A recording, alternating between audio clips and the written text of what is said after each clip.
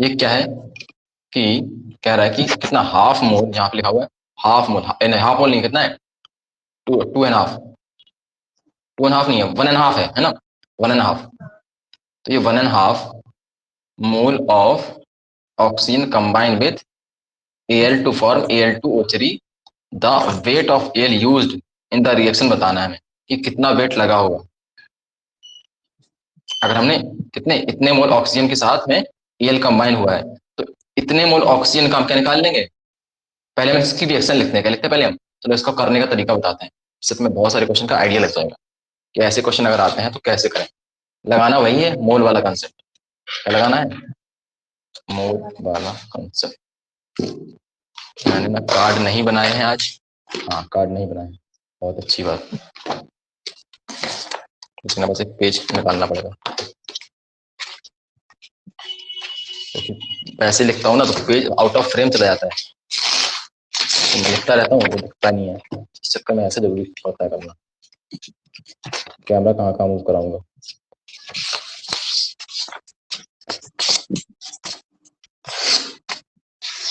बस एक क्वेश्चन कराने के बाद है ना, फिर आगे का जो थ्योरी लिखा हुआ है वो कराऊंगा। उसके अलावा मैं तुम्हें एक काम करता हूँ, आज ना क्वेश्चन दे देता हूँ, इसमें से क्वेश्चन जो मुझे कराने हैं ना, पीडीएफ बना के दे देता हूँ, वो क्वेश्चन तुम लोग करके दिखाना, क्योंकि ये ऐसा है, इसमें प्रैक्टिस थोड़ी सी करनी पड़ेगी, बिना प्रैक्टिस का काम बनेगा नहीं, है ना। अरे बोलो, थोड़े से मैं तुमको यही कोई 30 क्वेश्चन दे दूंगा, ठीक है, 30 न्यूमेरिकल दे दूंगा, वो न्यूमेरिकल तुम लोग को करना है। फिर जो प्रीवियस ईयर में आए हैं वो भी तुम्हें बताता हूँ कैसे आए, मैं बता देता हूँ प्रीवियस ईयर, थोड़ा सा तुम लोग का कॉन्फिडेंस में इंक्रीमेंट होगा। अरे मैंने बुक ही बंद कर दी यार, क्वेश्चन तो देखा नहीं है, हम भी बहुत गजब। क्वेश्चन कह रहा है कि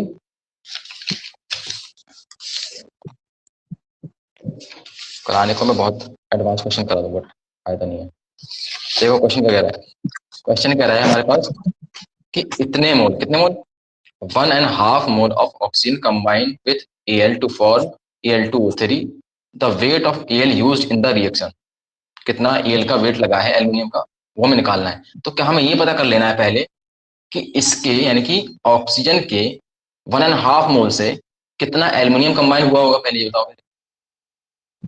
अगर पहले हम ये पता कर लेंगे कि कितने, जैसे इसने बोल दिया है कि ऑक्सीजन का तो इतना मोल कंबाइन हो रहा है एल के साथ, तो हम ये पता करना है कि एल का कितने मोल इसके साथ इतने मोल के साथ ऑक्सीजन, इतने मोल ऑक्सीजन के साथ कंबाइन हो रहा है।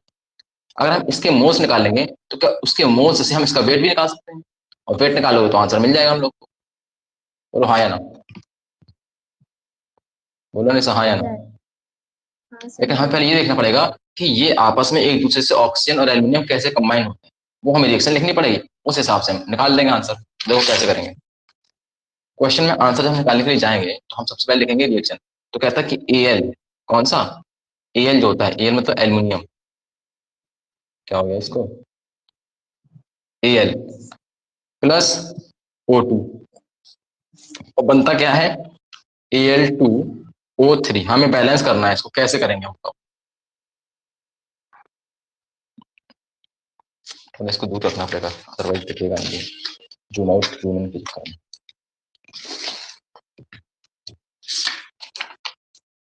अभी दिख रहा है सही से, हाँ सर दिख रहा है सही से, हाँ जी सर दिख रहा है।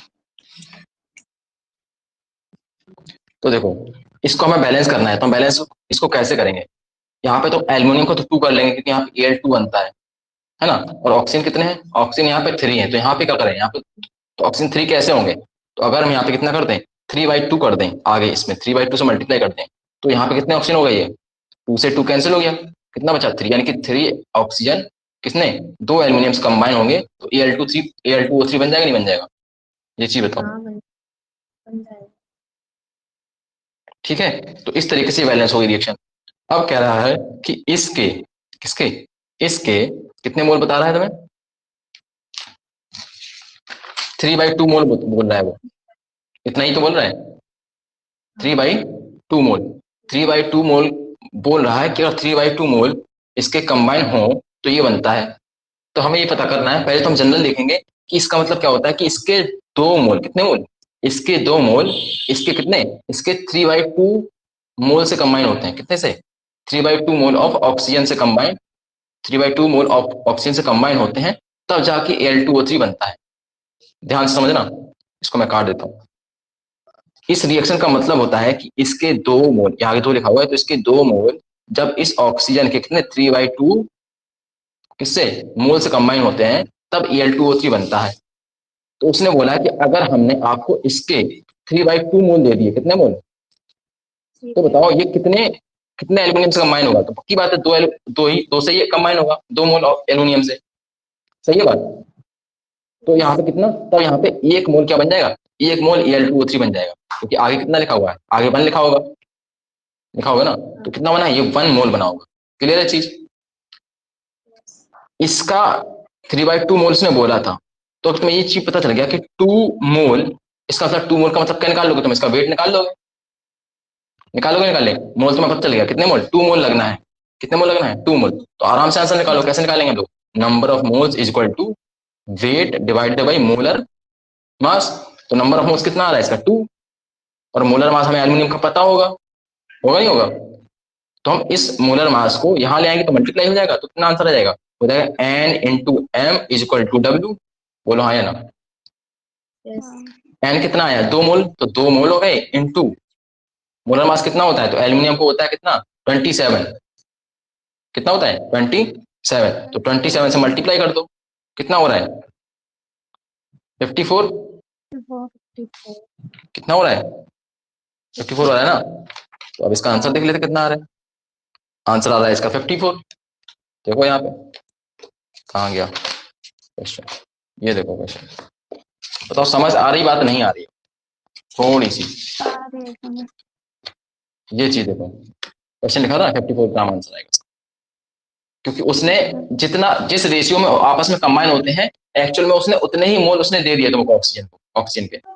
कितने, जितने जिस रेशियो में कंबाइन होते ना, वही रेशियो तुमको दे दिया था। लेकिन सपोज कर लो वो तुम्हें वो उतना रेशियो नहीं देता जिस रेशियो में कंबाइन होते हैं, वो ऐसा बोल देता, ध्यान सुनना, वो बोल देता तुमसे कि ये जो एल्यूमिनियम यहाँ पे इस तरीके से कंबाइन होता है, ठीक है, वो बोलता है कि अगर हम यहाँ पे मान लो एक दूसरी रिएक्शन लिखता हूं मैं कि CaCO3, कितना CaCO3 हमारे पास था, हमने इसको हीट करा, क्या करा हमने, हीट करा, तो CaO प्लस CO2 बना, ये दो चीजें बनती हैं। तो तुमसे अगर बोल देता है कि मान लो हमने इसके कितने 2 मोल ले लिए, कितने मोल ले लिए, 2 मोल इसके अगर लिए हैं, तो बताओ इसके कितने, इस CaCO3 के कितने ग्राम बनेंगे? समझ रहे हो? तो पहले तो ये चीज समझो, पहले हम मोल मोल खेलते हैं। तो बताओ अगर हम इसका 1 मोल लेते, कितना मोल लेते इसका, 1 मोल, तो ये कितने मोल बनता, ये कितने मोल बनता, 1 ही मोल बनता, और ये भी कितने मोल बनता, 1 ही मोल। क्लियर है? अगर हमने इसके 2 मोल लिए हैं तो ये कितने मोल बनेगा, बोलो? इसके भी 2 बनेंगे और इसके भी 2 बनेंगे। तो क्या तुम इस मोल को इस मोल से तुमने इसके मोल निकाल लिए? अगर तुम्हें इसके 2 मोल पता चल गए, इसके 2 मोल से इसके भी 2 मोल बनेंगे, तो क्या अब इसके 2 मोल से तुम इसका वेट निकाल लोगे, नहीं निकाल लोगे? यस सर, निकाल लेंगे। इजी है ना? वही फॉर्मूला लगाए, N is equal to W upon M। समझ आ रही बात, नहीं आ रही? आ रही ना? तो कहने का मतलब सबसे पहले तो इनके मोल का तुम ऐसे रिएक्शन लिखो और देख लो बैलेंस करके कि किस हिसाब से आपस में एक दूसरे से रिएक्ट करते हैं और क्या बनाते हैं। उसके बाद तुम्हें जिस हिसाब से जितना दिया जाए रेशियो, जो चीज पूछी जाए उसी हिसाब से उसको हम बैलेंस कर लेते हैं। मान लो ऐसा होता, एक रिएक्शन और लिखते हैं यहाँ पे कहीं पे, देखो मैं देखता हूँ एक एग्जांपल ऐसा जिसमें कि थोड़ा सा वेरिएशन हो, तो हम थोड़ा आइडिया लग पाएगा हमें। एक रिएक्शन मिल जाए ऐसी वाली,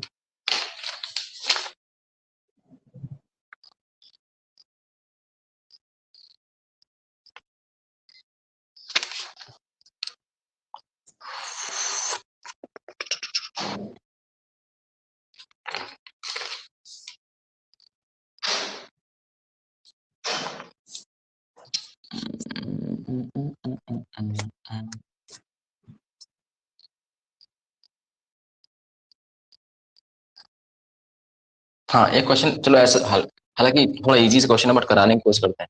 बोल रहा है कि हमारे पास CaCO3, इसका CaCO3 का 10 ग्राम है, कितने ग्राम है, 10 ग्राम है, 10 ग्राम। ठीक है। और स्ट्रॉन्ग हीटिंग करने पर, मतलब वही चीज है, ये रिएक्शन लिखना होगी। इसके बाद स्ट्रॉन्ग हीटिंग करते हैं तो एक चीज मिलती है CaCO3 और एक मिलता है CO2। तो बोल रहा है कि इसको हम बोलते हैं क्विक लाइम। इसका नाम क्या होता है? Quick lime. क्योंकि नाम हम आगे भी पढ़ेंगे। क्विक लाइम इसका नाम होता है, कुछ कई बार पूछ लेते क्वेश्चन में, क्विक लाइम का फॉर्मूला बताओ। तो बोल रहा है कि अगर हमने इसके 10 ग्राम लिए हैं तो बताओ इसके कितने ग्राम बनेंगे? बताओ, निकाल लोगे? हाँ। क्या करना पड़ेगा पहले हमें? हम इसके ग्राम को ग्राम से बराबर नहीं कर सकते, लेकिन हम इसके मोल को इसके मोल के बराबर कर सकते हैं। समझ आ रही बात? नहीं आ रही? तो पहले तो हम इसके मोल निकालेंगे। किसके मोल निकालेंगे? इसके मोल निकालेंगे। अरे बोलो हाँ या ना। हाँ। पहले हम इसके मोल निकालेंगे, उसके बाद हम इसके मोल निकालेंगे, और इसके जितने मोल आएंगे उतने ही मोल किसके बनेंगे? इसके भी बनेंगे। तो फिर उतने ही मोल से हम इसका क्या निकाल लेंगे? बताओ, इसका वेट निकाल लेंगे। तो हम इसका पहले इसके मोल निकालो, कैसे निकालेंगे? वेट डिवाइडेड बाई इसका मोलर मास कितना होता है? तो कैल्शियम का होता है 40, कार्बन का होता है 12, और ऑक्सीजन का होता है कितना? 16 × 3, यानी 40 प्लस 12 प्लस 16 × 3 कितना हो गया? ये हो गया 100 पूरा। 100 होगा नहीं होगा? अरे हाँ। बोलो। ये हो गया 48, ये 12 कितना हो गया? 60, 60 और 40 कितना हो गया? 100। तो इतना आया नहीं आया? तो अगर इसको हम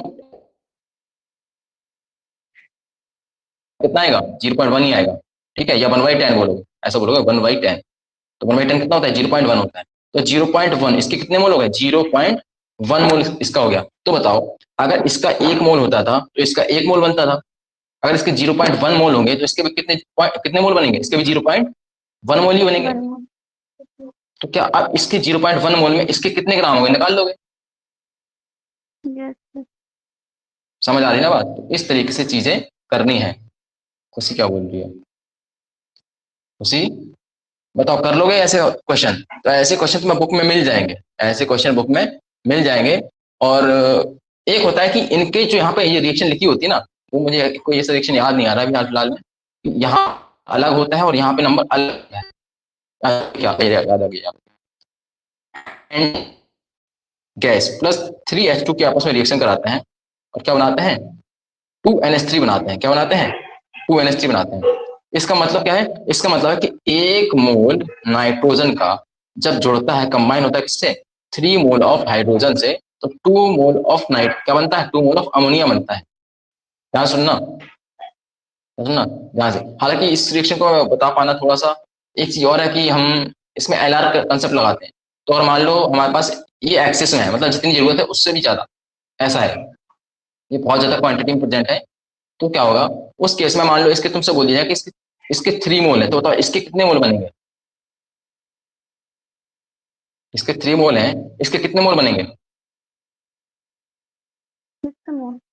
मल्टीप्लाई कर दो। डबल हो जाएंगे, क्योंकि अगर जब जब इसका 1 मोल होता है तो इसके 2 मोल बनते हैं। जब इसके 3 मोल होंगे तो इसके इसके कितने होंगे? 6 मोल होंगे।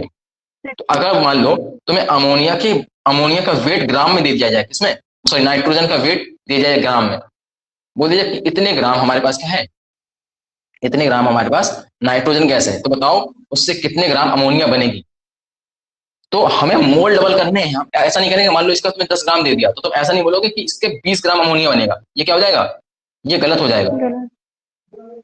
ये गलत हो जाएगा। हम इसका डबल नहीं कर सकते।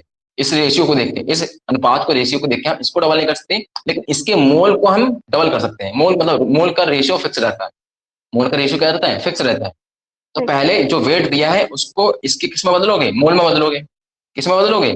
इसके मोल में। तो इसके मोल जितने भी आएंगे उसका जस्ट डबल मोल किसके बनेंगे?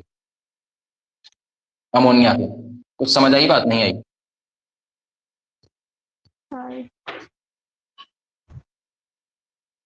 आ रही ना बात समझ?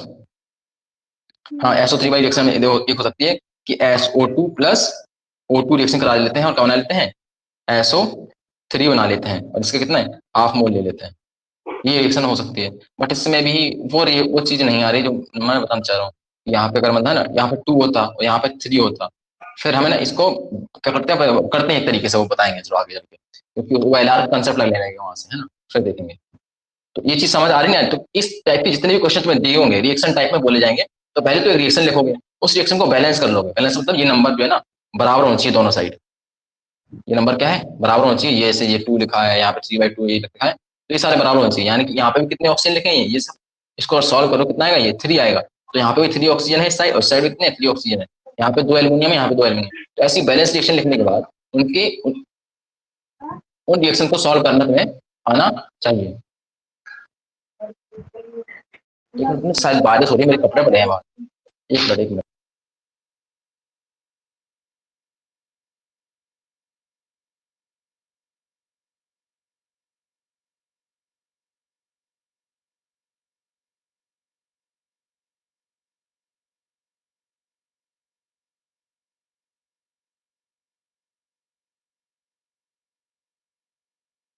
नहाएंगे कैसे, कपड़े गीले बने थे। हाँ तो ठीक है, ये समझ आ गई ना बात। अब हम तुम्हें क्वेश्चन दे देंगे, ठीक है। एक बार क्वेश्चन ट्राई करना, और अभी तुम लगाओगे जब तुमसे ना बने 2 घंटे 4 घंटे बाद 6 घंटे बाद, आज आज या तो जैसे किसी तो आज लगा नहीं पाएगी घर पे श्राद्ध है, तो जब लगाओ ना कल तक, लेकिन कल या परसों में लगा लेना क्वेश्चन, ठीक है। जब जो क्वेश्चन ना बने वो मुझसे वापस पूछना। फिर उसके बाद थोड़ा चैप्टर होने के बाद मैं पूरे क्वेश्चन सेंड कर दूंगा जितने इस बुक में दिए हुए हैं। लगभग 160 क्वेश्चन दिए हुए हैं। हम ये सारे के सारे क्वेश्चन में पीडीएफ बना के तुम सेंड कर दूंगा। तुम लोग पे ना ये क्वेश्चन लगाने हैं, क्योंकि हम सैटरडे संडे को पक्का टेस्ट करेंगे। थोड़ा सा टफ, क्योंकि इसमें क्वेश्चन आते हैं, क्वेश्चन न्यूमेरिकल्स आते हैं, तो हमें न्यूमेरिकल एक बार प्रैक्टिस कर लेनी है। कंसेप्ट एक बार समझ लिया है, थ्योरी एक बार समझ लिया है, काम तुम्हारा हो जाएगा, ठीक है।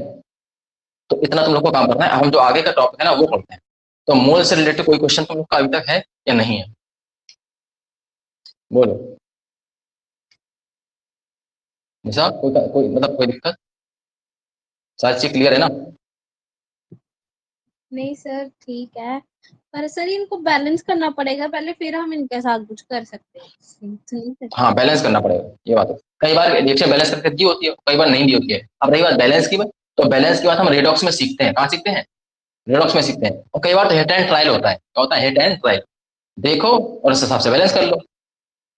अब एक चीज है कि तुम्हें पहली बात तो फॉर्मूला सही से पता होना चाहिए। बैलेंस तो जब करोगे ना, तो पता चला Al2O3 का तुमने जो यहाँ पर फॉर्मूला बन रहा है वो Al2O3 बन रहा है, तो तुम्हें ये पता होना चाहिए ये फॉर्मूला कैसे बना है। तो हमें पता होता है कि एल्यूमिनियम के पास +3 चार्ज होता है और एक ऑक्सीजन पे 2- चार्ज होता है। तो इसका अगर तुम फॉर्मूला बनाने जाओगे तो क्या बनेगा, वो इस 3 को ले जाओ इसके नीचे और इसका 2 को ले जाओ इसके नीचे, प्लस माइनस कोई मतलब नहीं।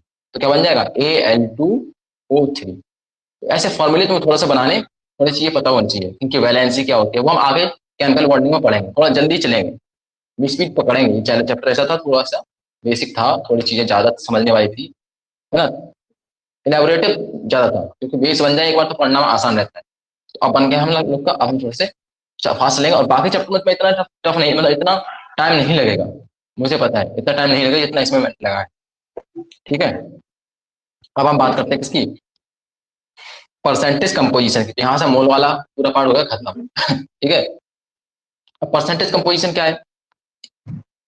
परसेंटेज कंपोजिशन क्या है? परसेंटेज कंपोजिशन है मतलब कोई चीज जितनी चीज से मतलब मिलके बनी है ना, हर उसके एक कंपोनेंट का कितना हिस्सा उसमें है।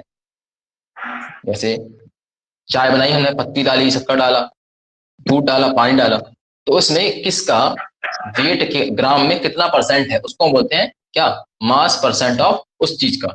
मान लो उनका शुगर का बताओ, इस शुगर पे इतने ग्राम हमारे पास शुगर है टोटल, मतलब इतने ग्राम हमारे पास क्या है, पूरी चाय बनी है, इस चाय में कितने ग्राम कितना मास परसेंट किसका है, शुगर का है। तो हम उसके लिए क्या करेंगे, हम करेंगे कि हमने कितना कितना शुगर डाली है, कितनी शुगर हमने डाली है, डिवाइडेड बाई कितना टोटल कितनी चाय बनी है, टोटल चाय का वॉल्यूम कितना है, और इनटू क्या कर देंगे लास्ट में 100 से मल्टीप्लाई कर देंगे, तो पता चल जाएगा कि चाय का मास परसेंट, मतलब चाय में चीनी का मास परसेंट। क्लियर है चीज? वही हम यहाँ पे करने वाले हैं, परसेंटेज कंपोजिशन, ठीक है। Percentage composition, so for we were, ठीक, we were dealing with the number entity present in given sample, but many time information regarding the percentage of particular element। किसी भी एलिमेंट किसी कंपाउंड में उसका एक कितना हिस्सा है, उसका कितना परसेंटेज है किसी एक कंपाउंड में। जैसे हम तुमसे पूछ लें कि बताओ H2SO4 में, किसमें H2O में कितना मास परसेंट, क्या पूछेंगे हम, परसेंट। हम मास नहीं, वो नहीं पूछे, क्या नहीं पूछेंगे, रेशियो नहीं पूछ रहे हैं हम, तुमसे पूछ रहे हैं कि कितना मास परसेंट हाइड्रोजन का होगा H2O में। H2O में कितना मास परसेंट किसका होगा, हाइड्रोजन का होगा, वो हमें पता करना है। यहाँ ऑक्सीजन का पूछेंगे तो ऑक्सीजन का पता करना रहेगा, तो हमें ये चीज पता करनी है। तो इसके लिए फॉर्मूला अपने पास आता है, ठीक है। Present in a compound is required, suppose an unknown और new compound is given to you. एक अननोन या फिर एक नया कंपाउंड पे दिया गया है। The first question you would ask is what is the formula और व्हाट आर द कंस्टिट्यूएंट। एक तो फॉर्मूला क्या है तुम ये पूछोगे, और दूसरा क्या पूछोगे कि व्हाट आर द कंस्टिट्यूएंट, मतलब कौन कौन से एटम किस किस चीज से मिलकर बना हुआ है ये पूछोगे। And in what ratio are they present, और किस रेशियो में, यानी कि हम ये पूछ लेते हैं किस रेशियो मतलब क्या है कि इन सबकी एटॉमिसिटी क्या है। क्या है एटॉमिसिटी, क्या है मतलब एटॉमिसिटी समझते हो कि किसी मॉलिक्यूल के अंदर किसका नंबर कितना है। जैसे H2O के अंदर कितना हाइड्रोजन कितनी है और ऑक्सीजन कितनी है, एक तो ये पूछ लो। या फिर हम बोलते हैं कि आपस में इनका रेशियो पूछ लो कौन कितने रेशियो में है, तो हम बोलेंगे हाइड्रोजन टू रेशियो में है, मतलब 2 है, और ऑक्सीजन 1 रेशियो में है, तो 2:1 बोलते हैं। तो या तो ये बोल लो, तो इसका मतलब क्या एटॉमिसिटी पता चल जाएगी, 2 हाइड्रोजन है और 1 ऑक्सीजन है, तो वही चीज बोल रहा है। फॉर नॉन कंपाउंड ऑल्सो, और ऐसा नॉन कंपाउंड के लिए भी होता है। Such information provides a check whether the given sample contain the same percentage or of element as present in your sample. In other words, one can check the purity of given sample by analyzing this data. तो एक हम purity भी check कर सकते हैं, और check कर सकते हैं प्योरिटी। प्योरिटी मतलब हमने किसी का परसेंटेज निकाला, हमने बोला कि हमारे पास मान लो इतने ग्राम पानी है। एक्चुअल में हम जो ग्राम उस पानी का वजन ग्राम में पानी निकाला है, एक्चुअल में उसमें मान लो नमक घुला हुआ था, लेकिन हमें पता नहीं था। और हम जब एक केवल पानी का हम क्या निकाल रहे हैं, पानी हमने लिया उसका वजन लिया, तो इन दोनों का मान लो हमने बराबर क्या ले लिया, दोनों का मैंने 100 ग्राम ले लिया। 100 ग्राम हमने एक टैप वाटर ले लिया, 100 ग्राम मैंने एक लैब से निकाल के अच्छा वाला पानी ले लिया। इसका मतलब क्या है कि टैप वाटर में थोड़ी सॉल्ट कंसंट्रेशन होगी, और इसमें क्या होगा, इसमें केवल पानी पानी होगा, लेकिन हमने क्या दोनों के 100 ग्राम ले लिया। तो ये बताओ क्या दोनों में से जो हमने टैप वाटर लिया है, क्या उसके अंदर पानी ज्यादा होगा, या फिर जो हमने अपना लैब वाला पानी लिया है उसमें पानी ज्यादा होगा। बोलो किसमें पानी ज्यादा होगा, सो गए तुम लोग। हमने 2 पानी लिए हैं, एक टैप वाटर यानी कि जो घर पे नल का पानी आता है सप्लाई का, वो पानी लिया है, और एक लिया हमने लैब से जाकर डिस्टिल वाटर। तो डिस्टिल वाटर का मतलब होता है उसमें कोई भी और कोई दूसरी चीज है ही नहीं, केवल पानी की मॉलिक्यूल है। लेकिन जब टैप वाटर लेते हैं उसमें क्या होता है, पानी के मॉलिक्यूल के साथ कुछ आयंस भी होते हैं जो सॉल्ट मिनरल्स का है, जमीन से आ जाते हैं उसमें। तो अगर हम दोनों के 100 ग्राम हमने वेट करके ले लिया, तो इसके 100 ग्राम में तो केवल वाटर के मॉलिक्यूल होंगे, लेकिन दूसरे वाले 100 ग्राम पानी में केवल पानी के मॉलिक्यूल नहीं होंगे, उसके अंदर कुछ सॉल्ट की कंसंट्रेशन की वजह से ही उसका वेट आ रहा होगा, यानी कि कुछ पानी के मॉलिक्यूल उसमें कम होंगे एज कंपेयर टू इसके पहले वाले के। समझ आया नहीं आया? नहीं आया, जैसा समझ आ रहा नहीं आ रहा? यस सर आ रहा है। ठीक है, तो चलो आगे। Let us understand it by taking the example of water. Since water contain hydrogen और oxygen, water के पास क्या होता है, हाइड्रोजन होते हैं और ऑक्सीजन होती है। The percentage composition of both these element can be calculated as follows. तो हमें किसी का भी क्या निकालना है, मास परसेंट निकालना है। तो हम क्या करेंगे, मास परसेंट ऑफ एन एलिमेंट, जिसका भी निकालो, अगर मान लो कार्बन निकाल रहे होते हैं, हम लिखते हैं मास percent of carbon, mass percent of hydrogen, इस तरीके से। तो हम उसके लिए क्या करते हैं कि mass of that element in the compound, किसी कंपाउंड मतलब उस कंपाउंड के अंदर जिसकी हम बात कर रहे हैं, उस कंपाउंड में कितना मास है उस एलिमेंट का जिसकी हम बात कर रहे हैं, जिसका मास परसेंट हमें निकालना है, और divided by molar mass of that compound, यानी कि उस जिस कंपाउंड की हम बात कर रहे हैं उस कंपाउंड का टोटल मोलर मास कितना है, उस मोलर मास को यहाँ लिखेंगे और मल्टीप्लाई कर देंगे किससे, 100 से। ठीक है। अब जैसे कह रहा है कि मोलर मास ऑफ वाटर कितना होता है, इतना होता है। वैसे तो हम कितना मानते हैं, 18 ग्राम मानते हैं। एक मोल पानी का वजन कितना होता है, एक मोल पानी का वजन होता है 18 ग्राम। लेकिन इसने क्या है, ये एवरेज वाला है ना, ले रहा है इस तरीके से, ऐसा आ रहा है, कोई टेंशन नहीं है, हम केवल 18 मान चलेंगे। तो अगर हम कह रहे हैं कि मास परसेंट ऑफ हाइड्रोजन निकालो, तो कैसे निकालें, मास परसेंट ऑफ हाइड्रोजन निकालो, कैसे निकालेंगे?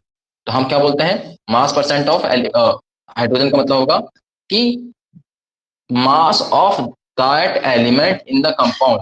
हम उस जिसका मास परसेंट निकालने जा रहे हैं, उस एलिमेंट का मास लिखेंगे पहले तो, और डिवाइड करेंगे total mass of that compound. तो ऐसे समझो, अगर हमारे पास H2O है और इस H2O में हमने बोला कि हमें हाइड्रोजन का मास परसेंट बताओ, यानी इस मॉलिक्यूल में हाइड्रोजन का परसेंटेज कितना है मास में, मास परसेंट कितना है। तो हम इसको फॉर्मूला क्या लगाएंगे, तो हम बोलेंगे mass percent of hydrogen is equal to क्या हो जाएगा, इसका इसका मास कितना होगा, एक हाइड्रोजन का मास कितना होगा, 1 होगा, नहीं होगा, और कितने हाइड्रोजन है 2, तो 1 इंटू 2 हो जाएगा, और डिवाइडेड बाई टोटल पानी का मास कितना होता है एक मोल का, कितना होता है 18 होता नहीं होता टोटल, और इंटू क्या कर देंगे 100, बोलो हाँ या ना। हाँ। तो इसको काट दो, कितने टाइम चला गया ये 9 टाइम चला गया, चला गया ना। तो इसको लिखना चाहो तो कैसे लिखेंगे 100 डिवाइडेड बाई 9, ऐसा कुछ आएगा। इसको सॉल्व करोगे आंसर आ जाएगा। सॉल्व करा है, हाँ इसे सॉल्व करा है, इसने सॉल्व करा, कितना आ रहा है 11 पॉइंट समथिंग आ रहा है, कितना आ रहा है 11 पॉइंट समथिंग आएगा। ठीक है, तो ये आंसर आ गया, यानी कि क्या आ गया, मास परसेंट ऑफ हाइड्रोजन आ गया। यानी कि कहने का मतलब ये है कि 18 ग्राम जो हम पानी लेते हैं ना, 18 ग्राम क्या लेते हैं, पानी लेते हो, उस 18 ग्राम पानी का 11%, तो 18 ग्राम पानी का 11% कितना हो जाएगा, ऑलमोस्ट 1.8 की समथिंग, 1.8 से थोड़ा सा ज्यादा, 1.8 से थोड़ा सा ज्यादा, 1.9 मान लो, इतना ही होगा, नहीं होगा 11%, 18 का 11% कितना होगा, अगर 10% लेते तो कितना होता है, 10% कितना होता है इसका 1.8 होता, नहीं होता हाँ। इसका। लेकिन वो कह रहा है कि 11 पॉइंट समथिंग है, तो थोड़ा सा ज्यादा कर लो इससे, तो मान लो 1.9 मान लो, ठीक है। तो ये इतने ग्राम क्या होगा, हाइड्रोजन होता है किसमें, 18 ग्राम इसमें, समझ रहे हो 18 ग्राम। तो वही तो अपन देख रहे हैं ना, देखो ये किसका वेट है ऊपर, कितना किसका वेट है, ये 2 ग्राम किसका वेट था, ये हाइड्रोजन का वेट ही तो, देखो उतना ही तो आ रहा है अप्रोक्स में लिया है ना थोड़ा सा, है ना परसेंटेज के साथ। तो देखो उतना ही तो आ रहा है, ये हाइड्रोजन का वेट है, ये भी किसका वेट बताए, इसका वेट है, तो परसेंटेज निकाल दोगे, नहीं निकाल दोगे किसी की। तो अगर पूछा जाए कि मास परसेंट ऑफ ऑक्सीजन बताओ वाटर के अंदर, तो क्या बताओगे, तो मास परसेंट ऑफ ऑक्सीजन कैसे बताओगे, तो लिखोगे mass percent of oxygen equal to, एक ऑक्सीजन का कितना होता है वेट, बताओ एक ही ऑक्सीजन का कितना होता है, बोलो 16 ग्राम हो जाएगा, कितना हो जाएगा 16 ग्राम डिवाइडेड बाई क्या हो जाएगा, बोलो नीचे 18 ग्राम हो जाएगा, और इंटू कितना हो जाएगा 100, 100। बोलो सही है। इस तरीके से सॉल्व कर लोगे, नहीं कर हाँ, लोगे, कर क्या लेंगे। बोला परसेंटेज और परसेंट ऑफ निकाल कर, कुछ क्या बोले, कुछ समझ नहीं आया लिखने का। ठीक है, तो इस तरीके से कर लोगे, नहीं कर लोगे। तो किसी भी चीज में बोल दी जाए, कोई भी तुम्हें कंपाउंड मान लो, तुम्हें बोल दी जाए कि हमारे पास ग्लूकोज है, क्या हमारे पास ग्लूकोज है, तुमसे बोला है ग्लूकोज में कार्बन की मास परसेंट निकालो, तो निकाल लोगे निशा, ग्लूकोज में कार्बन का मास परसेंट निकालो। या तुमसे बोल दिया जाए कि तुम कोई ऐसी चीज लिखी हमारे पास, मान लो H2SO4 में सल्फर का मास परसेंट निकालो, निकाल लो, बोलो यस। निशा बोलो। हाँ 40% आएगा, कितना आ रहा है, किसका बोल रहे हो 40%, साक्षी किसका बोल रहे हो, साक्षी बोल रहा हूँ, खुशी किसका बोल रहे हो तुम 40%,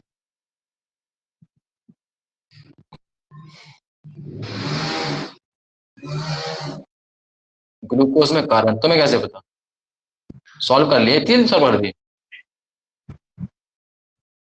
अरे वाह शाबाश, चलो हम देख लेते हैं कितना आएगा।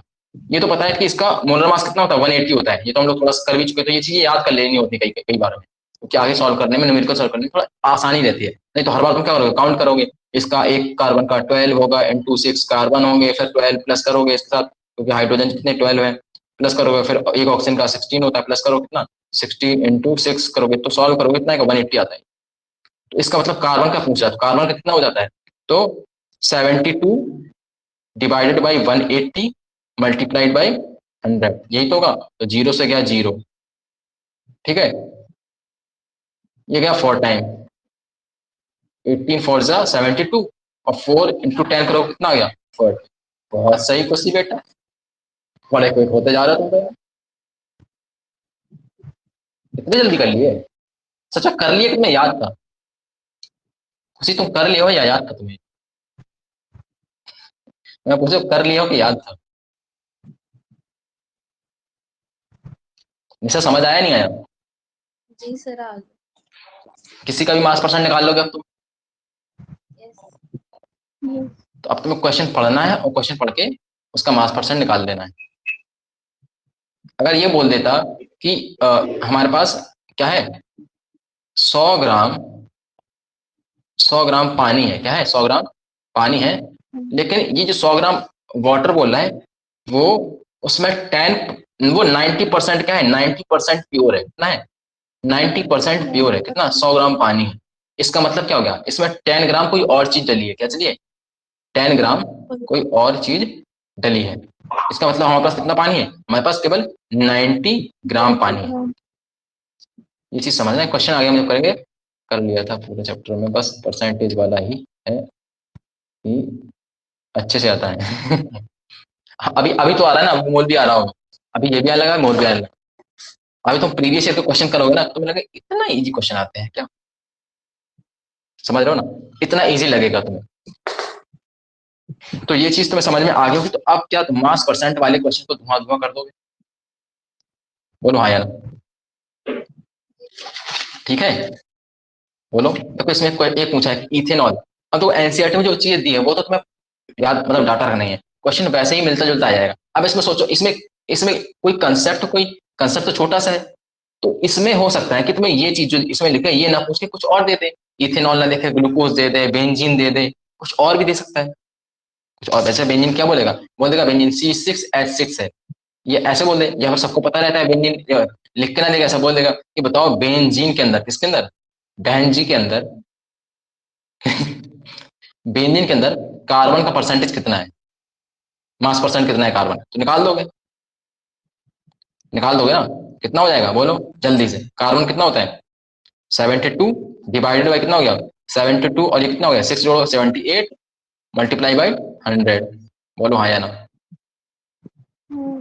अब इसको सॉल्व कर दो तो आंसर आ जाएगा कि कितना कार्बन का मास परसेंट है बेंजीन के अंदर। तो इसमें इसमें क्या हो सकता है, इसमें एक ही वेरिएशन बन सकता है, इसमें कितने वेरिएशन बन सकता है, एक वेरिएशन, वो क्या है, इस फॉर्मूला को, मतलब जो ना मॉलिक्यूल को ही चेंज कर सकता है बस, और कुछ नहीं कर सकता, क्योंकि कंसेप्ट बहुत छोटा सा है, कंसेप्ट फॉर्मूला छोटा सा है, याद रहेगा नहीं रहेगा, बताओ, आगे बढ़ जाए। और जो चीज यहाँ पे आएगी ना, वो परसेंटेज आएगा सबका, क्या आएगा, लिखना भूल गए, इसके पीछे में इनकी यूनिट लगाना है, जैसे 40% लगाया भी था, कहीं कहीं अगर नहीं लगाया तो ध्यान रखना, परसेंटेज आएगा यहाँ पे, नहीं तो बस केवल 40 समझ लो, ठीक है। चलो अब चलते हैं आगे।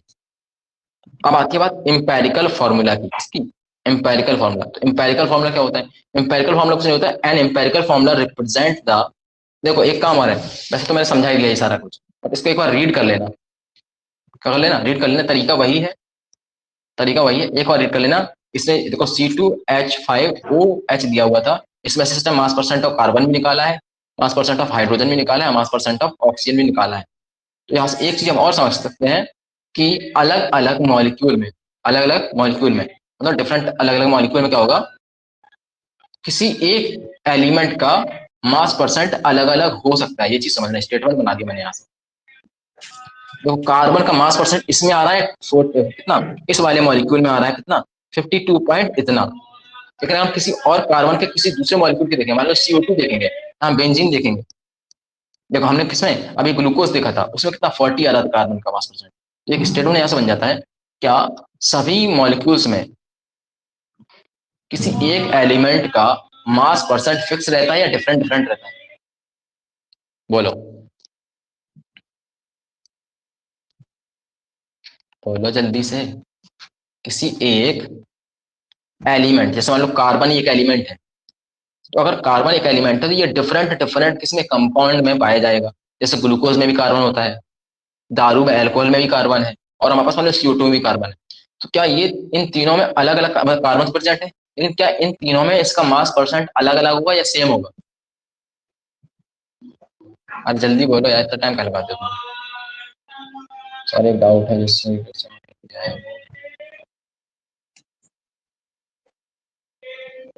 हाँ, तो तुमने थोड़ा सा गलत तो करा है ना, तुमने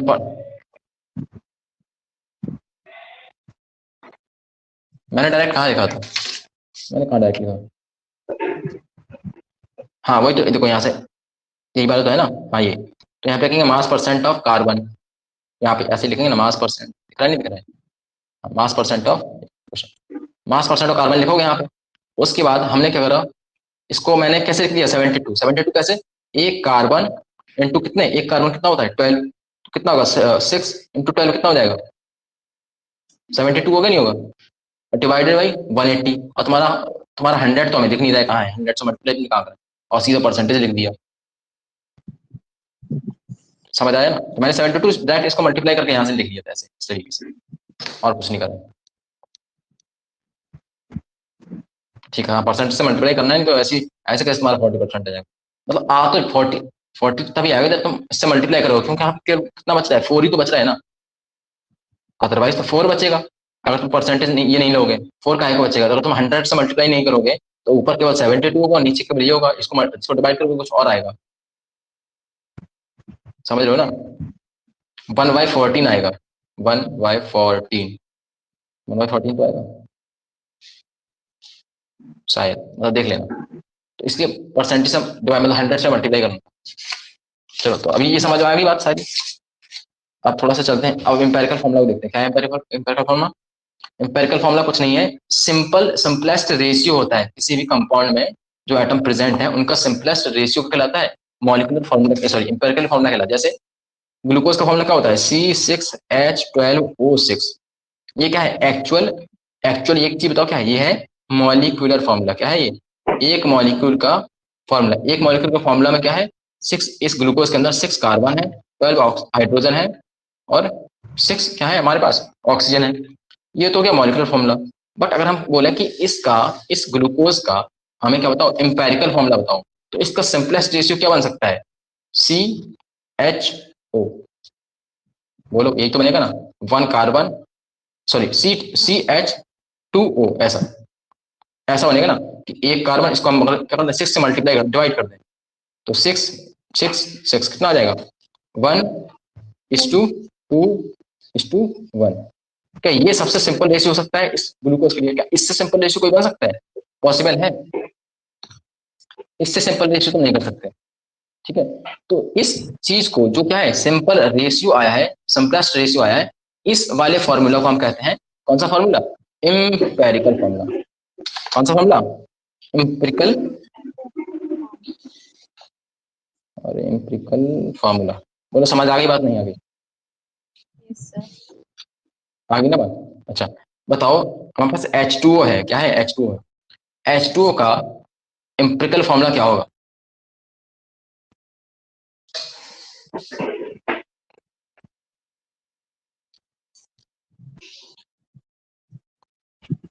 बोलो जल्दी से, क्या हो गया,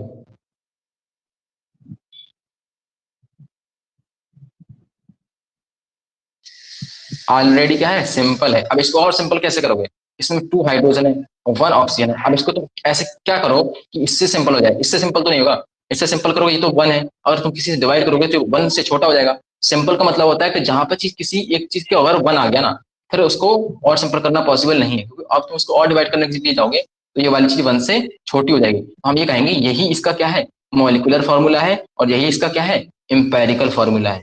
अरे बोलो हाँ या ना, नहीं समझ आ रही बात, समझ आ रही ना बात, बताओ H2SO4, H2SO4 का एम्पेरिकल फॉर्मूला क्या होगा, मॉलिक्यूलर फॉर्मूला क्या होगा,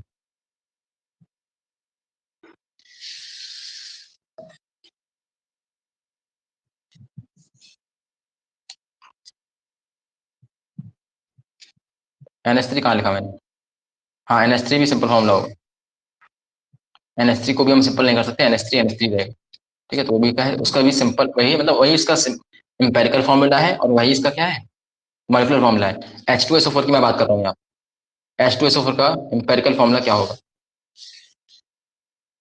तो इसको भी हम और सिंपल नहीं कर सकते, क्योंकि इसमें देखो 2 हाइड्रोजन है, 1 सल्फर है, और क्या है 4 ऑक्सीजन है। अब इसको तुम किसी भी नंबर से डिवाइड करो तो ये 1 डिवाइड हो जाएगा, यानी कि पॉसिबल नहीं है इसको और सिंपल कर पाना। इसका मतलब क्या है, यही क्या है इसका H2SO4 का मॉलिक्यूलर फॉर्मूला है और यही इसका क्या है, एम्पेरिकल फॉर्मूला है। बोलो हाँ या ना, समझ आई नहीं आई? बहुत काम की बात बता दी मैंने, ठीक है।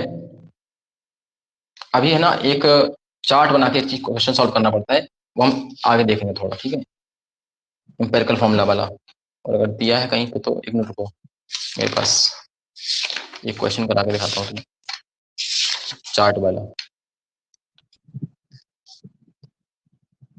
हाँ 76 क्वेश्चन मेरे पास है इसका, एक मिनट करा दूं अभी कि इसको रुक के कराऊं? अभी रुको, इसको नहीं कराऊंगा, ऐसा प्रैक्टिस क्वेश्चन की हो जाएगी तब कराऊंगा। इस क्वेश्चन को अभी हम थोड़ा सा लीव करेंगे, ठीक है।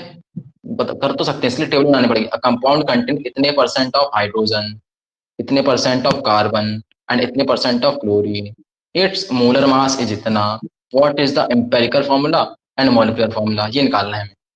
तो इसके लिए हम पहले करते हैं टेबल निकालते हैं। सबसे पहले तो हम इसका क्या निकालते हैं, सिंपलेस्ट रेशियो निकाल लेते हैं। क्या निकाल लेते हैं, सिंपलेस्ट रेशियो। सिंपलेस्ट रेशियो निकालोगे, निकालोगे कैसे निकालेंगे हम वो देखते हैं, चलो देख ही लेते हैं, क्या छोड़ते हैं, कर ही लेते हैं।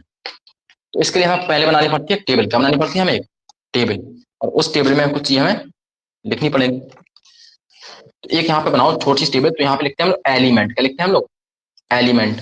उसके बाद हम लिखेंगे परसेंटेज, उसके बाद हम लोग क्या लिखेंगे, एटॉमिक मास, ठीक है। उसके बाद हम लोग क्या लिखेंगे, रिलेटिव, रिलेटिव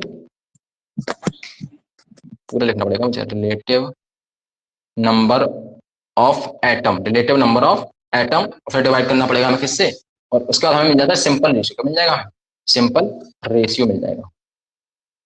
ये चीज हमें करनी है, तो ध्यान से देखना। एलिमेंट बताओ कौन कौन सा बोल रहा है इसमें, बोल रहा है कि एक एलिमेंट हमारे पास कौन सा है, हाइड्रोजन है। कौन सा है, हाइड्रोजन, हाइड्रोजन, तो हाइड्रोजन यहाँ पे लिखेंगे। फिर कौन सा बोल रहा है, हमारे पास कार्बन है, तो कार्बन लिखेंगे। फिर बोल रहा है कौन सा हमारे पास, क्लोरीन है, क्लोरीन लिख दिया, ठीक है। उसके बाद क्या बोल रहा है, इनकी सबके परसेंटेज दिए। हाइड्रोजन कितना है, तो हाइड्रोजन लिखा है 4.07, कार्बन कितना है, कार्बन लिखा है 24.27, क्लोरीन कितना है 71.65। ये चीज पता चल गई। अच्छा, इन सबके एटॉमिक नंबर में पता, एटॉमिक मास पता होता है, एटॉमिक मास पता होता है, बताओ कितना होता है। तो हाइड्रोजन का होता है 1, कार्बन का होता है 12, और बताओ इसका क्लोरीन का कितना होता है, क्लोरीन का होता है 35.5, इतना होता है। क्लियर है चीजें, बताओ हाँ या ना। Yes sir. ठीक है। उसके बाद अब रिलेटिव नंबर का मतलब क्या होता है, रिलेटिव नंबर ऑफ एटम, इसका मतलब क्या है, इसमें से जो छोटी चीज होती है ना, उससे उससे हम क्या करेंगे, डिवाइड कर देंगे इसकी परसेंटेज को, किसको, परसेंटेज को। तो बताओ इसमें से छोटा, सबसे छोटा कौन है, 1। 1 छोटा है, तो 1 से हम इसको भी डिवाइड कर देंगे, 1 से हम इसको भी डिवाइड कर देंगे, और 1 से हम इसको भी डिवाइड कर देंगे। बोलो हाँ या ना। यस। ठीक है। तो हम इसके क्या निकाल लेते हैं, रिलेटिव नंबर निकाल लेते हैं। कितना आएगा, ये आएगा, ये आ जाएगा 4.07 ही आएगा ये तो। ये कितना आएगा, इसको अगर तुम डिवाइड करो ऑलमोस्ट कितना आएगा, 2 के आसपास आएगा, है ना। इसको डिवाइड करने का कुछ है, तुम लोग के पास कैलकुलेटर है, कैलकुलेटर, इसको डिवाइड करो थोड़ा सा।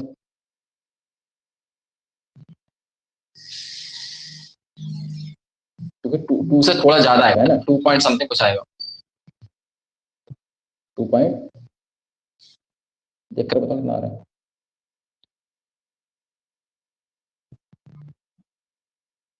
नहीं मैंने क्या बोल दिया, अगर इससे इसको डिवाइड करेंगे तो उतना ही आएगा ना ये। हाँ। अरे अरे हाँ, उतना ही लिखना था। नहीं नहीं नहीं, गलत कर दिया मैंने।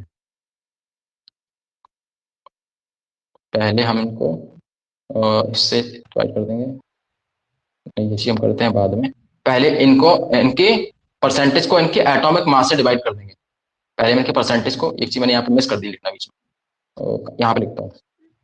पहले इनके एटॉमिक मास, हाँ पहले इनके परसेंटेज को मैं एटॉमिक मास से डिवाइड कर देंगे। तो करो, तो इसको करेंगे कितना आएगा, इतना ही आएगा सेम। तो अब इसके इससे करेंगे कितना, 2 पॉइंट समथिंग आएगा, ठीक है ना। इसका आएगा 2 पॉइंट समथिंग, और इसको भी करेंगे तो इसका भी कितना आएगा, 2 पॉइंट समथिंग आएगा। क्लियर है। अब क्या है, इनमें से कौन सा छोटा है, तो इनमें से ये तो यहाँ पे दोनों की वैल्यू आएगी ना, वो दोनों की वैल्यू सेम आएगी। इसकी तुम एक बार करके देखो, अच्छा इसका डिवाइड करके देखो कितना आ रहा है, करो जल्दी से, करा, खुशी डिवाइड करा, खुशी सो गई लगता है, खुशी हो कि गए, सब मैसेज कर रही है वो। नहीं कहाँ कर रही है, मुझे तो नहीं दिख रहा मैसेज, तुम्हें दिख रहा है खुशी? जो तुम डिवाइड करा कैलकुलेटर से कर लो थोड़ा सा यार, 2 मिनट का काम है। निशा कर रहे हो कि नहीं कर रहे हो, क्या मैं करके देखूँ? 24.7 अरे बोल, को 2 के साथ डिवाइड करना। नहीं 12 के साथ, इस हर जिसका एटॉमिक मास जो है ना उसके मतलब परसेंटेज को उसके एटॉमिक मास से डिवाइड करना है। ठीक। हाँ हाँ तो बताता हूँ, पहले ये पहले करो, पहले एटॉमिक मतलब इसके परसेंटेज को इसके इनके एटॉमिक मास से डिवाइड करो, पहले पहले ये चीज करो पहले, फिर बताता हूँ। सर कर दिया? आया 2.0225। 225, हाँ, और दूसरे वाले को करो।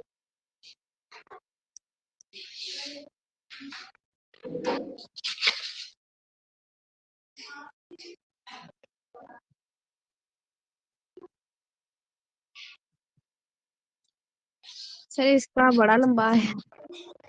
कितना आया? 2.0 लंबा नहीं, हाँ 1830988। 183। बस छोड़ दो, बस छोड़ दो, बस इसमें काफी है। देखो अगर हम इसको राउंड ऑफ कर देंगे ना, ये 2 को इस 8 को हटा के यहाँ पे इसको 2 कर देंगे, इसको केवल 2 ही रखेंगे, तो इसका पीछे का ही हटा दो, है ना, इसको हटा दो, तो देखो यहाँ पे भी 2.2 हो जाएगा और ये भी क्या हो जाएगा 2.2 हो जाएगा, इस तरीके से कुछ। ठीक है, तो यहाँ पे थोड़ा सा अप्रोक्सीमेशन लगता है, तो यहाँ पर जो वैल्यू आई है ये वैल्यू आ गई है। अब इनमें से छोटा कौन सा है, तो इनमें से ये दोनों ही क्या है, इन दोनों में से ये दोनों ही क्या है, छोटे हैं। किसी एक को उठा लो और सबको एक उसी मतलब किसी एक से इन सभी नंबर को डिवाइड कर दो, तो अगर इसी से इसको डिवाइड करेंगे ना, इस नंबर से इसको डिवाइड करोगे कितना, 4.07 डिवाइड बाई इतना हो जाएगा 2.0। ठीक है, दूसरे वाले को क्या है, तो दूसरे वाले का आंसर कितना आया था 2.02, तो इतना क्या होगा डिवाइडेड बाई 2.02 ही हो जाएगा। दूसरा वाले क्या हो जाएगा 2.02 डिवाइड बाई 2.02 हो जाएगा, बोलो हाँ या ना। यस। तो इसको अगर हम डिवाइड कर देंगे तो कितना आएगा, इसको डिवाइड कर देंगे तो ऑलमोस्ट देखो, तो ऑलमोस्ट ये कितना आएगा 2 के आसपास आएगा, कितना आएगा, हाँ 2 के आसपास आएगा, तो ये आएगा 2, इसको डिवाइड करोगे ये कितना आएगा 1, इसको डिवाइड करोगे कितना आएगा ऑलमोस्ट 1, तो कितना आ रहा है रेशियो, कार्बन आएगा 1, कार्बन आया 1, हाइड्रोजन आया 2 और क्लोरीन आया 1। ये आया सिंपल रेशियो, क्या आया इनका सिंपल रेशियो। ठीक है, अब इसको हम क्या करते हैं, इसको करते हैं वो क्या बोलते हैं, इनका निकालो, इसका निकालो इंपेरिकल फॉर्मूला, इंपेरिकल मास निकालो, क्या निकालो इंपेरिकल मास। इंपेरिकल मास क्या है, इंपेरिकल मास इनके मास को ऐड कर दो, क्या है इंपेरिकल मास मतलब है इसके मास को ऐड कर दो, किसके, कार्बन के मास, हाइड्रोजन मास और क्लोरीन के मास को मतलब निकालो सबका, उनका ऐड कर दो, तो जो मास आता है इस फॉर्मूला का जो मास आएगा ना उस मास को हम कहते हैं इंपेरिकल मास। कितना आएगा 12 + 2 + 35.5, कितना रहे 35.5, तो हो जाएगा 594, कितना आ रहा देखो, हाँ यार ये आ गया हमारे पास 49.5 आ गया, ये हमारे पास क्या आ गया इसका इंपेरिकल फॉर्मूला। अब ध्यान से सुनना, एक नंबर होता है वो नंबर हमें निकालना होता है, ठीक है, वो नंबर हम कैसे निकालते हैं, तो देखो एक फॉर्मूला क्या होता है कि जो मॉलिक्यूलर फॉर्मूला है, क्या है मॉलिक्यूलर फॉर्मूला होता है, वो क्या होता है इंपेरिकल फॉर्मूला। इंपेरिकल फॉर्मूला में क्या कर देते हैं हम लोग, अगर हम n से मल्टीप्लाई कर दें, किससे n से, n से मल्टीप्लाई कर देते हैं तो मॉलिक्यूलर फॉर्मूला बन जाता है। अब ये n क्या होता है, वो हमें निकालना है, तो n निकालना है, इस इंपेरिकल फॉर्मूला को लाओ इस साइड, तो क्या इस मॉलिक्यूलर फॉर्मूला को हम इंपेरिकल फॉर्मूला से डिवाइड कर देंगे तो क्या हमें n मिल जाएगा, नहीं मिल जाएगा, तो इसको हम बोलेंगे मॉलिक्यूलर मास, इसको बोलेंगे इंपेरिकल फॉर्मूला, यह है मॉलिक्यूलर फॉर्मूला का मास, यह है इंपेरिकल फॉर्मूला का मास। तो इंपेरिकल फॉर्मूला का मास तो हमने ये निकाल लिया, और मॉलिक्यूलर फॉर्मूला का मास उसने अपन को दिया हुआ है यहाँ पे क्वेश्चन में, ये दिया हुआ था कितना, मोलर मास इज 98.96, ठीक है। तो इसको डिवाइड करना पड़ेगा कितना, 98.96 और डिवाइडेड बाय कितना निकाला अपन ने,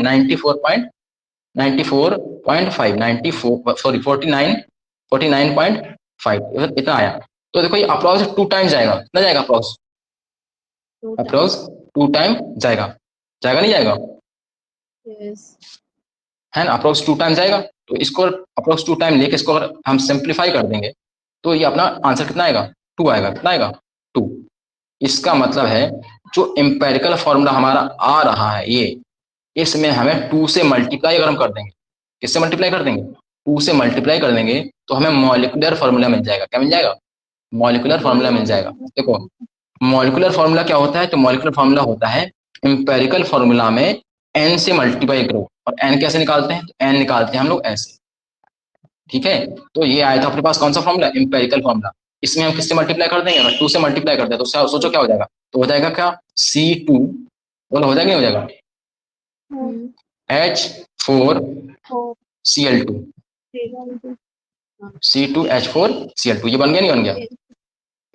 अब देखते हैं आंसर इसका यही आ रहा है या नहीं आ रहा है, क्या हम लोगों ने गलत कर दिया कुछ। चलो आगे देखते हैं। इसे दूसरे तरीके से करा है, ये तरीके से तुम्हें नहीं जाना है क्योंकि तुम बोर्ड की तैयारी नहीं कर रहे हो, तुम्हें थोड़ा सा चार्ट बनाना सीखना, और चार्ट बना तुम कुछ दिन में सीख जाओगे, सीख जाओ क्या मतलब दिमाग में बस जाएगा, ये ऑटोमेटिक सेट हो जाएगा। 4 क्वेश्चन करोगे, ये तुम्हें चार्ट बार बार नहीं बनाना पड़ेगा, तो दिमाग में कर लोगे कितना रेशियो आएगा, ऑटोमेटिक हो जाएगा, ये परसेंटेज तुम्हें पता रहेगा, उनके मोलर मास तुम्हारे दिमाग में रहेगा, तुम डिवाइड करोगे ऑटोमेटिक दिमाग में, है ना, तो ये आंसर आ जाएगा। और इनमें से जो सिंपल होगा दिमाग में ही कर लोगे कि सिंपल में सबसे छोटा कौन सा, उससे सबको डिवाइड कर लोगे, तुम्हें यहाँ पे एक रेशियो मिल जाएगा। उसके बाद क्या होगा, ये सिंपल रेशियो हो जाएगा, और तुम्हें फिर यहाँ थोड़ा सा पेन पेपर का काम करना पड़ेगा और आंसर अपना आ जाएगा। बोलो हाँ या ना, ठीक है। तो ये यहाँ पे आंसर कितना आ रहा है, ये देखो लास्ट में इतना लंबा करने के बाद इसने यहाँ पे ये लिखा हुआ है C2H4Cl2, बताओ कर लोगे नहीं कर लोगे। देखो इसने कितना लिया, इसने लिया 49.48 लिया है, हमने इसको 49 कितना 5 लिया था, थोड़ा सा वेरिएशन पॉइंट में आ गया क्योंकि ना एग्जैक्ट हमने कैलकुलेशन नहीं करी है, सारी वैल्यू को हम एक जैसा नहीं लेके चले, लेकिन अपना आंसर ऐसे ही आएगा। बिल्कुल एग्जैक्ट के चक्कर में मत रहना कि सारे नंबर हमारे सही होने चाहिए, अपना आंसर आ जाएगा। और थोड़ा सा क्या है अप्रोक्सीमेट लेके भी चलो। देखो हमने लिया था 30, हमने लिया था 30, यहाँ पे इसने मार्क्स कैसे लिए, ऐसे लिए हमने लिए थे सीधे सीधे होल नंबर में, हमने इसको 1 माना था, हमने इसको 35.5 माना था, इसने 35 पॉइंट कितना माना है 453 ऐसा माना, इस वजह से इसका वेरिएशन आ रहा है, लेकिन आंसर अपना कितना आएगा, इतना ही आएगा। देखो तरीका देखो सेम है। तो अब ये चार्ट ला के ऐसा क्वेश्चन आएगा तो कर लोगे, यस ठीक है। ये क्वेश्चन तो इसके भी कम से कम 5 क्वेश्चन की प्रैक्टिस करनी है, कितने क्वेश्चन, 5 क्वेश्चन की प्रैक्टिस करनी है, और इस तरीके से आएगा। इसमें 3 वेरिएशन हो सकते हैं, कितने वेरिएशन, एक तो तुम्हें तुमसे केवल ऐसा कुछ परसेंटेज ऐसा दे के तुमसे क्या पूछा जाए, केवल इंपेरिकल फॉर्मूले, यहाँ तक चीजें पूछी जाएगी, यहाँ तक एक स्टेप तो ये खत्म हो सकता है, या बस इतना ही क्वेश्चन है कि तुम इसको सॉल्व करके ये निकाल दो। तो ये रेशियो अगर तुम्हें मिल गया सिंपल रेशियो, तो तुम ये बता दो कितना होगा, बोलो आया ना। ये कैसे बनाता है, ये सिंपल रेशियो जो मिला है ना, क्या उसी से मिला है, ठीक है। अगर इससे आगे चीज उसने तुमसे पूछा है कि हमें केवल क्या बताना है, इसका मॉलिक्यूलर फॉर्मूला बताना है, क्या बताना है, मॉलिक्यूलर फॉर्मूला, तो हमें इस फॉर्मूले को हम बोलते हैं एम्पेरिकल फॉर्मूला। इसका हम क्या निकालेंगे, मास निकालेंगे, उस मास को हम क्या बोलेंगे, उस मास को हम बोलेंगे एम्पेरिकल मास, क्या बोलेंगे, एम्पेरिकल मास।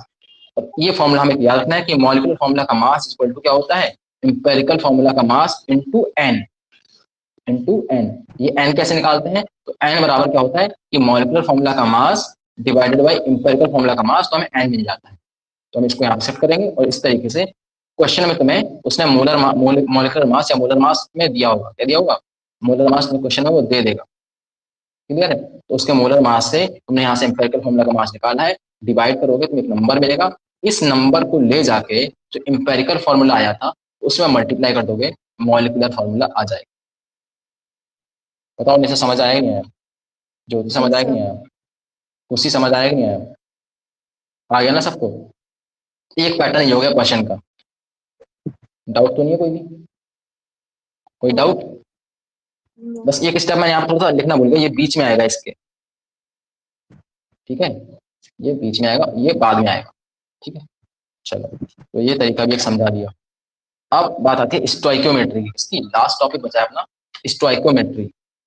स्टोइकोमेट्री को हम कल पढ़ लेंगे। आज जो चीज है वो हम पढ़ लेते हैं, क्या थोड़ा सा टर्म्स के बारे में पढ़ लेते हैं, क्वेश्चन यहाँ से भी आता है, ठीक है। और यहाँ से एक चीज इंपॉर्टेंट है, वो है अपने पास, एक तो हमारे पास मोलैरिटी, और एक हमारे पास जो सबसे ज्यादा इंपॉर्टेंट है वो है इक्विवेलेंट वेट। क्या है? Equivalent weight. ये इंपॉर्टेंट है, ये इंपॉर्टेंट है, इससे क्वेश्चन के ज्यादा चांसेस रहते हैं, ठीक है।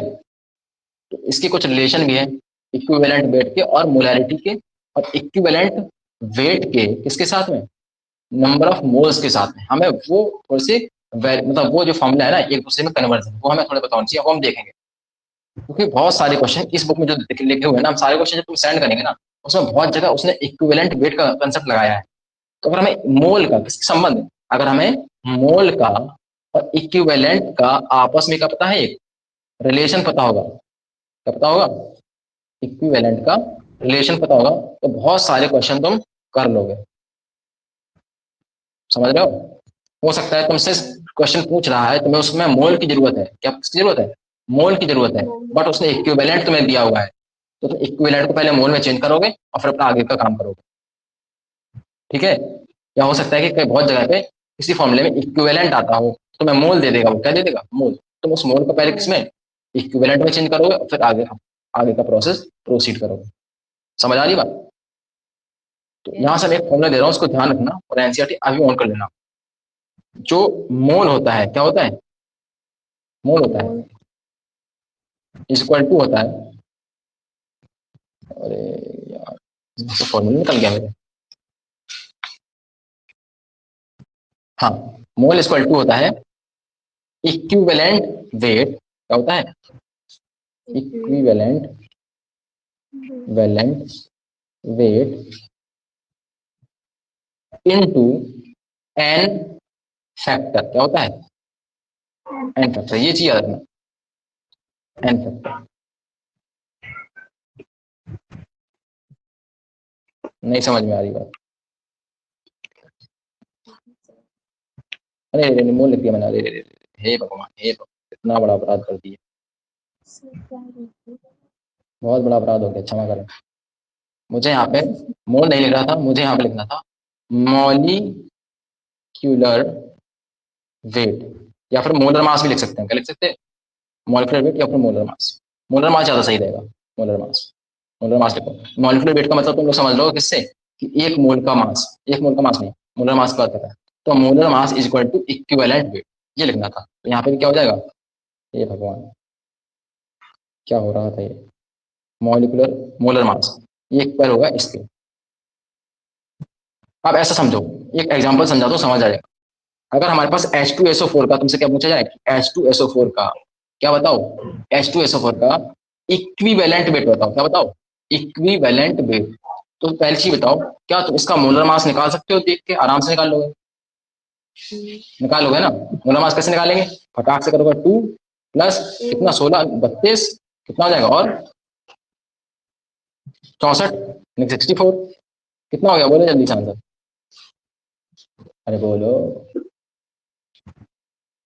6 2 8 6 3 9 98 98 आया नहीं आया? 98 ग्राम, क्योंकि मोलर मास बोल रहे हैं, एक मोल का मास। तो अगर एक मोलर मास क्या है, H2SO4 है, तो 98 आ जाएगा।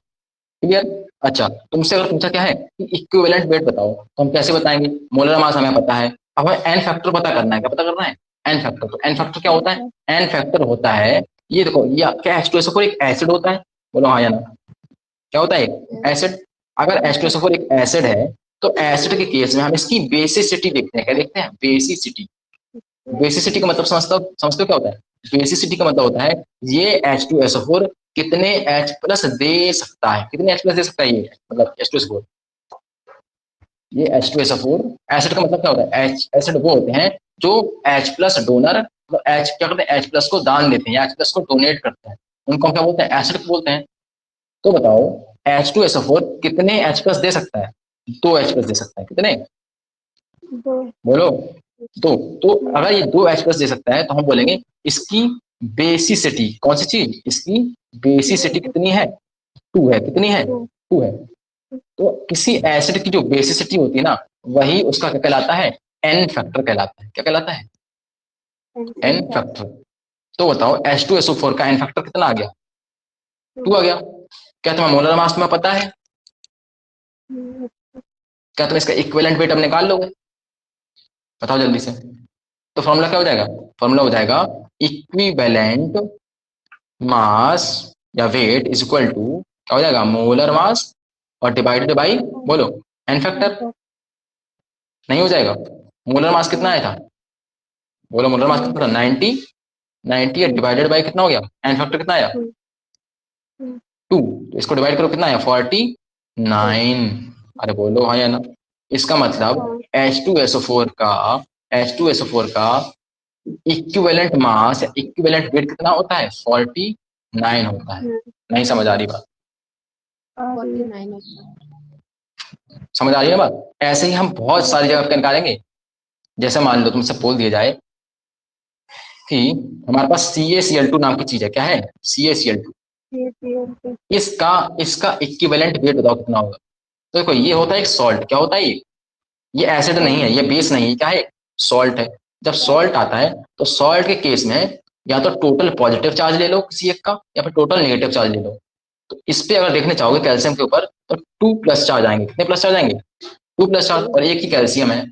तो इस पे 2+ चार्ज आ रहे हैं, इसका मतलब एक कैल्शियम पे 2 ही प्लस चार्ज आता है और एक ही कैल्शियम है। तो इस तरीके से इसका एन फैक्टर क्या हो गया, 2 हो गया। कितना हो गया, 2। अगर तुम पॉजिटिव चार्ज लोगे तो ये हो गया, अगर तुम नेगेटिव चार्ज लोगे तो एक Cl पे आता है कितना, एक नेगेटिव चार्ज, लेकिन यहाँ पे है कितने Cl, 2। तो करो 2 से मल्टीप्लाई करोगे कितना आ जाएगा, 2 का नेगेटिव चार्ज। इसका मतलब एन फैक्टर आएगा कितना, एन फैक्टर आएगा 2। कितना आएगा, 2। चाहे प्लस वाला 2 ले लो या फिर माइनस वाला ले लो, आएगा कितना, 2। तो इसका तुम्हें एन फैक्टर पता चल गया, नहीं चल गया, बोलो। अब तुम क्या इसका मोलर मास निकाल लोगे आराम से। मोलर मास कितना होगा, एक कैल्शियम का होता है 40 और क्लोरीन का कितना होता है, एक क्लोरीन का होता है 35.5 और कितने क्लोरीन है यहाँ पे, 2। तो कितना हो गया, 71 हो गया। कितना हो गया, 71 प्लस 40, कितना आ रहा आंसर, 101, 101, नहीं पाएगा, 101। तो आप बताओ आंसर क्या होगा। तो क्या 101 मोलर मास हो गया, डिवाइड बाय एन फैक्टर कितना निकाला, 2 निकाला है, डिवाइड कर दो, आंसर कितना आएगा, 50.5। यही तो आएगा ना, अरे बोलो, समझ आई बात। हम यहाँ पे और देखो इतना खत्म नहीं हो गया, हम एक चैप्टर पढ़ेंगे पूरा रेडॉक्स, क्या पढ़ेंगे, रेडॉक्स रिएक्शन। उसमें हम इस इक्विवेलेंट कंसेप्ट को ज्यादा समझेंगे। वहां पे हम एक चीज और पढ़ते हैं, नॉर्मेलिटी, क्या पढ़ते हैं, नॉर्मेलिटी। तो वहां पे इसको थोड़ा ज्यादा तरीके से समझेंगे, तो वहां पे रेडॉक्स रिएक्शन आएगी। रेडॉक्स रिएक्शन में एन फैक्टर हम दूसरे तरीके से निकालते हैं, वहां पे एन फैक्टर निकालना सीख जाओगे। तरीका पूरा यही है, तरीका पूरा यही है, हमें बस एन फैक्टर निकालना आना चाहिए। क्या निकालना आना चाहिए, एन फैक्टर निकालना आना चाहिए। अगर एन फैक्टर निकालना आ जाएगा तो काम हो जाएगा। बोलो बात समझ आई कि नहीं आई, यस कंसेप्ट दिमाग में जा रहे हैं, नहीं जा रहे हैं सारे के सारे, यस सर।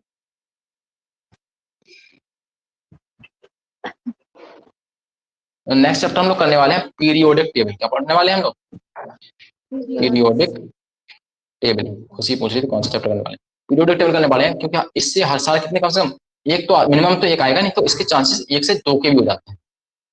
कभी कभी इससे 2 क्वेश्चन भी आ जाता है। तो हम ये चैप्टर करेंगे, क्वेश्चन के जरूरी है, और दूसरी बात है कि हमें वो चैप्टर आना भी चाहिए समझ में, कि उससे बहुत सारी चीजें पता चल जाएगी तुम्हें, बहुत सारे एलिमेंट पता चल जाएंगे, उनके मोलर मास पता चल जाएंगे, है ना, उनके रेडियस वगैरह पता चल जाएंगे। तो फिर इस तरीके से चलेंगे।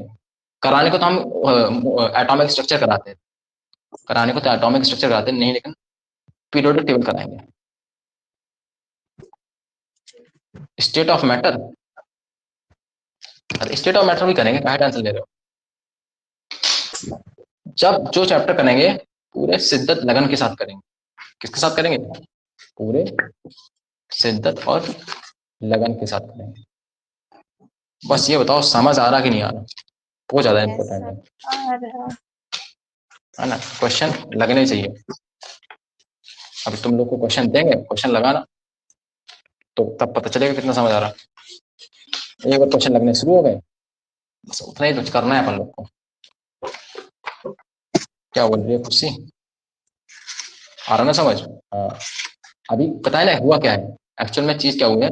चीज हुई है कि अभी 19 तारीख से लॉन्च हुआ है पीडब्ल्यू का नया कोर्स। क्या हुआ है? नया कोर्स पीडब्ल्यू का लॉन्च हुआ है। और जब नया कोर्स लॉन्च होता है ना, जानते हो ना फिर क्या होता है? नया क्या होता है? नया। तो अभी नया नया थोड़ा सा नया कोर्स आया है, तो कुछ लोग को नया नया में थोड़ा मजा आता है स्टार्टिंग में, लेकिन जैसे थोड़ा सा आगे बढ़ेगी कहानी तो समझ आएगा। क्योंकि वर्कलोड उन्होंने इतना वर्कलोड दे रखा है कि आधे लोग को क्विट करना पड़ता है, बॉडी अफोर्ड नहीं करती। समझो 15 घंटे, देखो एक आदमी नॉर्मल जो ड्यूटी जॉब करता है वो कितना करता है? 8 घंटे, 10 घंटे की, मैक्स टू मैक्स और कोई करता है तो 12 घंटे, 12 घंटे की, ठीक है। और उसके बाद जो आता है शाम को 8 बजे, जब तक आता है रात को, तो 9 बजे तक या 10 बजे तक सो जाता है, समझ लो, खाना पीना खा के, जब जॉब करके जो आदमी आता है, फिर सुबह जाके उसको जाना है। लेकिन तुम लोगों के केस में क्या हो रहा है कि तुम लोग सुबह से उठोगे और लग जाओगे काम करने में, है ना? करोगे करोगे और इतनी थकान हो जाती है बॉडी में, और फिर तुम सोते नहीं हो, तुम सोते हो 11-12 बजे, समझ लो। तो पक्की सी बात है कि बॉडी साथ तो नहीं देने वाली, उसमें तुम्हारी इफिशियंसी नहीं है ना। तुम समझो, तुम खूब तुम्हें बोल रहे हम 15 घंटे पढ़ते, 15 घंटे नहीं पढ़ सकता एक आदमी, 15 घंटे एक आदमी नहीं पढ़ सकता 24 घंटे में, इफिशियंसी नहीं रहती उसकी।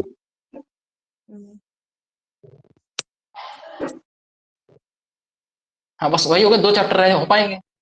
भाई सबसे बड़ी प्रॉब्लम क्या है कि तुम बहुत सारा पढ़ लोगे, मतलब बहुत सारे पढ़ने से मतलब कुछ है कि तुम बार बार रिपीट करोगे चैप्टर्स को, और तुम्हारे अंदर ये डाउट आता रहेगा हमारे चैप्टर, अभी तुम 2 क्वेश्चन करने के लिए जाओगे, तुमसे कहीं के कोई 2 क्वेश्चन नहीं बनेंगे, तुम्हें सीधी फीलिंग आएगी तुम्हारा चैप्टर वीक है।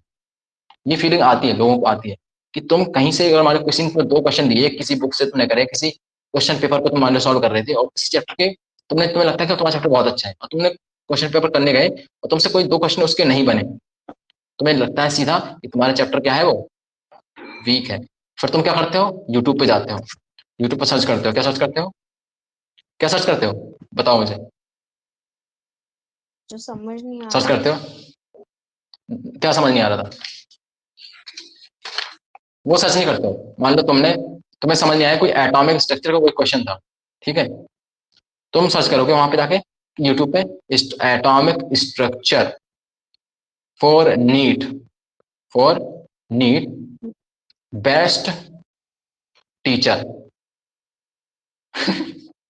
क्या सर्च करोगे? हाँ, बेस्ट टीचर है, atomic structure for NEET best teacher. और उसमें भी तुम फिल्टर लगाते हो, तो मतलब समझते हो ना, फिल्टर के लिए ऑप्शन आता है, फिल्टर में क्या करते हो?